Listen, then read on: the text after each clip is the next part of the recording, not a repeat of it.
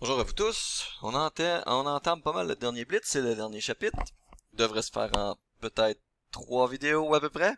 La première vidéo sera sur les symboles associés à l'algèbre de Boole. Donc, quand je parle d'algèbre de Boole, en fait, là, c'est un peu comme les fonctions logiques qu'on a faites au chapitre 2, si je me souviens bien. C'est juste qu'à la place de travailler avec des vrais et des faux, et les symboles qu'on a vus, j'ai écrit chapitre 1, voyez-vous. C'est au chapitre 2, il me semble qu'on a vu ça. Chapitre 1, nous, c'était théorie des ensembles. Ici, c'est le chapitre 2, là, vous m'envoyez, excusez. OK? Donc, on a vu les symboles comme ça, de et, de ou, de non. OK? On a vu qu'on travaillait avec des valeurs de vérité vraies, fausses, et que deux fonctions logiques étaient congrues. OK? Mais maintenant, avec l'algèbre de Boole, ce qu'on va faire, c'est qu'on va travailler avec des 1 et des 0. Fait que grossièrement, ce que c'est des fonctions logiques associées à des mots binaires. OK? Le 1 représente une valeur de vérité vraie dans votre ordinateur et le 0 représente une valeur de vérité de faux dans votre ordinateur. Rendu là, les fonctions logiques qu'on a vues, c'est les mêmes. Le et, l'ordinateur traite ça comme un petit point, ou en fait en algèbre de Boole, on traite ça comme un petit point, un peu comme si c'était une multiplication. OK? À ce moment-là, il faudra que les deux valeurs de vérité soient vraies pour avoir vrai. Donc, il faudra avoir deux 1 pour dire que c'est vrai.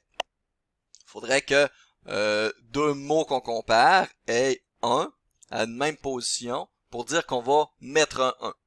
Il faudrait qu'il y en ait un des deux qui soit 0 pour dire qu'on met un 0. Donc, il faut qu'il y ait un des deux qui soit faux pour qu'un et soit faux. Le plus en algèbre de Boole ou dans vos fonctions logiques bit à bit dans vos ordinateurs, c'est traité comme un ou.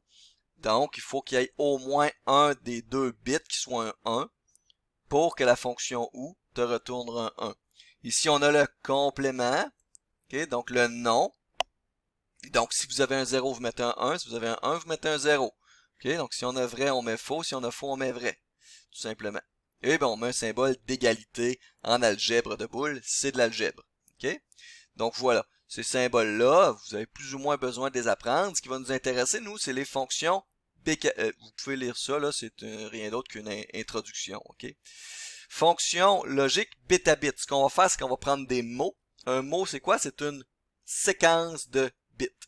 En général, vos ordinateurs font des mots de 8, 16, 32 ou 64 bits maintenant. Donc, 1 octet, 2 octets, 3 octets ou 4 octets. Voilà. OK? Donc, maintenant, les ordinateurs, c'est plus 64 bits. Mais à l'époque, les premiers Nintendo, en 1985 par exemple, c'était des 8 bits, donc les mots qu'ils utilisaient étaient formés de 8 valeurs de vérité, ou 8 0 ou 1. Okay? Donc ça, c'est ce qu'on appelle des mots en algèbre de Boole, et on va comparer deux mots. Donc supposons qu'on a un mot de 8 bits et un autre mot de 8 bits, on va appliquer à ces deux mots-là une fonction logique et ou non, ou ce genre d'affaires-là. Okay? Donc exemple, si votre mot qui s'appelle A, c'est 011010111, la fonction non A inversera chacun de ces bits-là, donc ça serait 100101010. Et là, on va se pratiquer en enfer. On va regarder ici, supposons qu'on compare deux mots A et B, le résultat va être le mot C, ok? Donc le résultat des fonctions logiques bit à bit qu'on va appliquer à A et B sera le mot C. Okay? Donc, C. Si le mot C est égal à la fonction logique bit à bit non A, bien en fait, ce qu'on fait, regardez ce qu'on fait, pour chaque élément du mot qui compose C, donc les CI ça veut dire quoi? Ben c'est C1, C2, C3, C4, C5, C7, jusqu'à ces 8, ok? C'est les 8 bits qui composent, par exemple, un mot de longueur 8 qui va qui sera le retour du résultat, en fait, là, lorsqu'on va appliquer la fonction logique non au mot A. Ce que ça fait, c'est prendre chacun des bits qui composent A et prendre son non, prendre son complément. Ok? Le et, donc si le et, c'est comparer deux mots, donc ça prend un mot A et un mot B. ce que ça fait, c'est prendre, regardez la multiplication. Donc, chacun des bits, ok, chacun des bits qui va composer C sera comparé chaque bit à chaque même position de A et B. Ok, on va se faire des exemples. Le OU, c'est la même chose. Donc, on compare toujours bit à bit, position par position. On compare le premier bit de A avec le premier bit de B. On inscrit notre résultat. Ça va être le mot C. On fait la même chose avec le deuxième bit.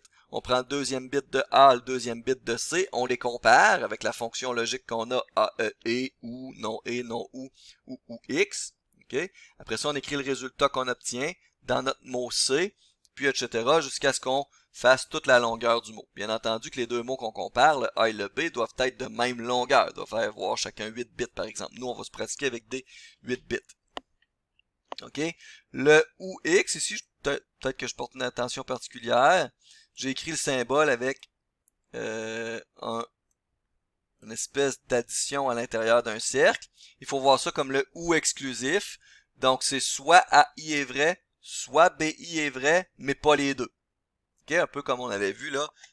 En fait, c'est exactement le même symbole qu'on avait vu en fonction logique au chapitre 2. Ok, donc on va faire les exemples ici. Là. Je me suis préparé dans Paint ici. Là. Donc j'ai remis ici là les fonctions logiques qui sont là. Donc faut pas oublier que 1 c'est vrai, 0 c'est faux. Ici j'ai mis les fonctions logiques. Et on va faire ces 6, 1, 2, 3, 4, 5, 6 fonctions logiques là sur les mots A et B. Le nom A, on va le faire juste avec A, ça va être la même chose ça serait la même chose pour B. Donc, nom A, ce qu'on fait, regardez ici, le nom A, qu'est-ce qu'on fait? On prend le complément des AI. Les AI, là, c'est les éléments qui composent, voyons, les éléments qui composent A. Donc, ça serait A1, ça serait A2, A3, etc. jusqu'à A8. 4, 5, 6, 7, 8. OK? Donc, c'est ça que je veux dire. Puis les CI, là, ça va être le résultat qu'on va avoir. Ce qu'on a à faire, c'est regarder chacun des bits comme comme un tout, OK? Puis faire l'algèbre de boule sur ce bit-là, puis poursuivre avec le prochain bit. Donc, ce qu'on a ici, c'est que chaque CI, donc le résultat qu'on va avoir, c'est le complément bit à bit du mot A. Okay? Donc, le complément, c'est prendre le nom. Donc, si vous avez vrai, vous mettez faux. Si vous avez faux, vous mettez vrai. C'est-à-dire, si vous avez 1, vous mettez 0. Si vous avez 0, vous mettez 1. Donc, si le mot A, c'est 1, 1, 0, 0, 1, 0, 0, 1, le mot non A, ou plutôt la fonction logique bit à bit non appliquée au mot A sera 0, 0, 1, 1, 0, 1, 1, 0. Okay? Donc, c'est exactement l'inverse ou l'opposé de A qui est ici. Okay? Je vais tasser ma grosse face ici. Puis ce que je vais faire, regardez ça, on va l'enlever maintenant qu'on le connaît. Puis on va s'amener ces deux-là ici, comme ça. Le et A maintenant. Je suis assez habile en Paint, hein? Merci, merci monsieur. Donc voilà. On va faire le mot et AB. Okay? Donc on compare le mot A, le mot B. Et on applique la fonction et dessus. Donc, qu'est-ce qu'on fait? On prend bit à bit. Donc, ça, c'est vos BI, là. B1, c'est lui. B2, B3, B4, B5, B6, B7, B8. On les compare bit à bit. Donc, on commence par comparer ces deux-là. Ces deux-là, ces deux-là, ces deux-là, ces deux-là. À chaque fois, on écrit le résultat. Et voyez ce que ça fait. OK, c'est d'additionner, si on veut, là, chaque BI. Quand je dis additionner, ce que ça veut dire, c'est faire un OU. C'est faire, voyons, oups, je suis ici, là. C'est faire une multiplication, c'est faire un et. C'est la fonction et, ça fait du sens. Donc, la fonction et, vous vous souvenez que si vous aviez deux vrais, vous allez écrire vrai, mais dès que vous aviez un faux, le et était faux. Donc, on va s'intéresser au 1. Donc, dès qu'on a un 0 dans un des deux, il faut écrire un 0. OK? Donc, le et AB, ici, on a 1, 0, donc il faut que les deux soient vrais pour écrire vrai. Donc, il faut que les deux soient 1 pour écrire 1. Donc, ici, c'est 0. 1, 1, donc vrai, vrai, 1. Faux, vrai, donc c'est faux. Faux, faux, c'est faux. Vrai, vrai, c'est vrai. Faux, vrai, c'est faux. Faux, faux, c'est faux. Vrai, vrai, c'est vrai. Quand je dis vrai, je dis 1. Quand je dis faux, c'est 0. OK? Donc ça, c'est pour le « et ». Bien entendu que c'est commutatif. Si vous écriveriez « et BA », ça vous retournerait le même mot. Le « ou », qu'est-ce que c'est? Beta bit, encore une fois. Le « ou », c'est ici, c'est par le symbole de l'addition. Et le symbole que vous connaissiez dans votre chapitre 2, c'était celui-ci, le symbole du « ou ». Donc, on va comparer les deux mots qui sont là, beta bit. Et dès que vous avez un 1, vous allez écrire un 1. Dès que vous avez un vrai, vous allez écrire un vrai. On peut juste commencer par lire le premier. Puis ici, un 1, on va écrire un 1.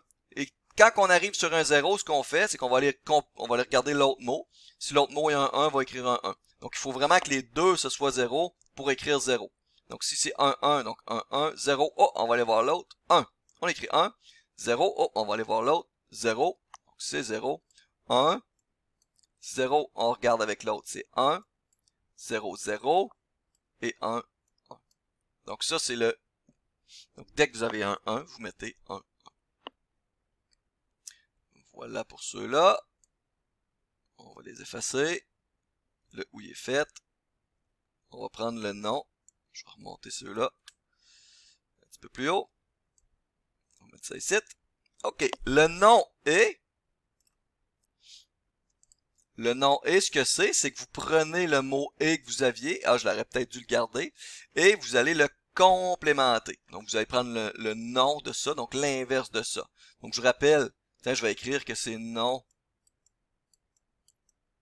et, puis je vais écrire le et, c'était quoi? C'était 0, 1, 0, 0, 1, 0, 0. OK? Donc, le nom et, ça va être quoi? Ça va être, en fait, je dois enlever le et puisque j'ai fait la fonction et. Maintenant, je fais la fonction non dessus. Okay? C'est comme si j'appliquais deux fonctions bit à bit sur deux mots. Donc, si je prends carrément l'inverse de ça, ça va me donner 1, 0, 1, 1, 0, 1, 1. Okay? Donc, c'est pas plus compliqué que faire une table de vérité, en fait. C'est juste qu'on fait ça sur des mots maintenant. Mots, des bits. Le nom ou, c'est exactement la même chose. On va reprendre le ou. Et on va prendre le nom de ce ou-là. Donc, le ou, je vous rappelle que ça donnait, il me semble, 1, 1, 1, 0, 1, 1, 0, 1, à moins d'erreur. Mais on prend le nom de ça, donc on prend le complément de ça. Donc, ça va faire 0, 0, 1, 0, 0, 1, 0. OK? Et finalement, c'est pas plus compliqué que ça. Et finalement, le ou x, je vais mettre ici, le ou x, qu'est-ce qu'il fait? Rappelez-vous que c'est un ou exclusif. Donc, c'est, est-ce que vous voulez manger comme entrée la soupe ou la salade? Ben, tu peux pas dire les deux. Non, il faut que tu en choisisses un. Donc, c'est ça le ou exclusif ou c'est ça le ou x. Donc, il faut qu'il y en ait un des deux qui soit vrai, mais pas les deux. Si les deux sont vrais, c'est faux. Tu peux pas manger une soupe et une salade comme entrée. Okay? Donc, on va y aller bit à bit encore une fois. Donc, 1, 0, je mets un 1. 1, 1, non, les deux sont vrais, donc à ce moment-là, il faut mettre un 0. Si les deux sont vrais, c'est faux à ce moment-là. 0, 1, c'est 1. 0, 0, ben ça c'est 0. 1, 1, c'est 0 aussi. 0, 1, c'est vrai. 0, 0, c'est faux. Et 1, 1, c'est faux aussi. Donc ça, c'est le ou exclusif. OK? Donc ça, c'est vos fonctions logiques bit à bit. Il n'y en aura pas d'autres. Ça fait pas mal le tour. Maintenant, on peut combiner certaines fonctions logiques dans le but d'en avoir des un peu plus complexes. À quoi ça sert tout ça maintenant? C'est parce que vos mots dans vos ordinateurs peuvent représenter n'importe quoi. On va se faire une belle mise en situation et éventuellement avec des systèmes de ventilation. Donc, si j'ai 12 systèmes de ventilation, un système de ventilation est soit en marche ou soit hors fonction. Donc, s'il est en marche, on pourrait écrire 1. S'il est hors fonction, on écrit 0. Et si on veut de l'information sur notre système de ventilation, ce qu'on peut faire, c'est faire une fonction logique avec un certain mot stratégique pour regarder, est-ce que mon ventilateur 7 est en marche? Est-ce que est-ce qu'il y a un de mes ventilateurs dans les 5 premiers étages qui sont en marche? Ce genre de choses-là. Okay, donc, on peut programmer ça sans trop de difficultés une fois qu'on comprend bien les fonctions logiques. Okay? C'est ce qu'on va faire dans la prochaine vidéo. Puis ma foi, je pense qu'une autre vidéo, ça va être suffisant. Donc ici, là, j'écris qu'on peut faire la même chose avec des mots hexadécimales. Tout ce qu'il faut faire, c'est se ramener en binaire. On va faire ça dans la prochaine vidéo.